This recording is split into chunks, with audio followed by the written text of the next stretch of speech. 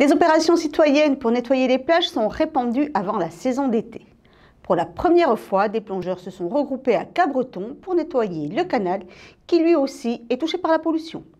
Samedi 21 juin, l'association des aquanautes organisait un ramassage des déchets qui s'accumulent dans une partie du canal. On est très souvent sous l'eau et on a observé qu'il y avait pas mal de déchets.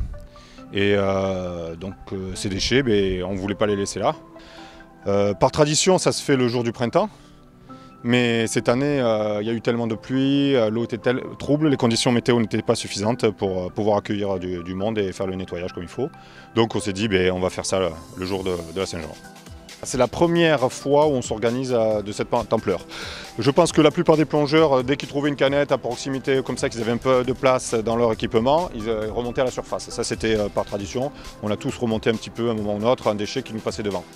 Mais là on s'est dit on va s'organiser un petit peu et essayer de le faire. Et puis c'est aussi l'occasion de se retrouver tous ensemble, pas seulement les gens du club mais aussi les autres plongeurs qui fréquentent le coin.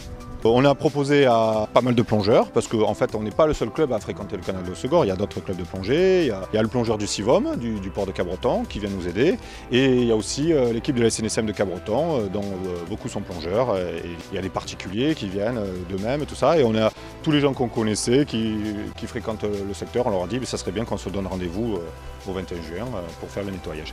On a redécoupé le secteur par zone et il y a des palanquets, donc c'est des groupes de plongeurs, de 3 ou 4 plongeurs qui vont ramasser des déchets. Le bloc de plongée, donc c'est les bouteilles qu'on a sur le dos qui nous permettent de respirer. Et ensuite on a amené un peu de quoi transporter les déchets sous l'eau, des filets, des paniers, des poubelles. Et après on a, pour l'occasion, notre Zodiac se transformera en camion poubelle. On est curieux Alors on n'a pas amené de balance. Ça sera par rapport à ce qu'on aura récolté. On a un camion du Sivom, un camion benne, et on verra l'ensemble des déchets. Il y a pas mal de bois, mais ça on ne considère pas comme du déchet, puisque bon, c'est organique, ça vient des crues, tout ça. On trouve beaucoup de plastique, des emballages, des canettes, des bouteilles de verre, des déchets de pêche. Des bouts de filet, des restes de balises, aussi des collecteurs pour les naissins d'huîtres ou de moules, à qui avec la marée, les courants arrivent dans le canal. Des choses qui ont été balancées par-dessus le pont, comme un caddie, des panneaux de signalisation et des barrières. Il y a des déchets qui sont de peu d'importance mais assez polluants, comme les plans de pêche, ça on en trouve beaucoup.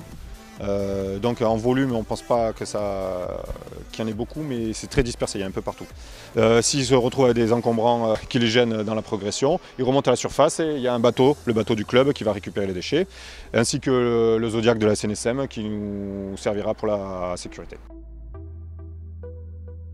Le canal, c'est surtout destiné pour la formation et l'exploration, jusqu'à faible profondeur.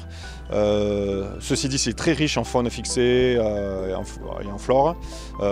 Beaucoup de plongeurs viennent ici pour faire de la plongée bio. Enfin, le but du jeu, c'est de déterminer les espèces et tout ça, c'est très riche en diversité. Et c'est notre site de jeu principal.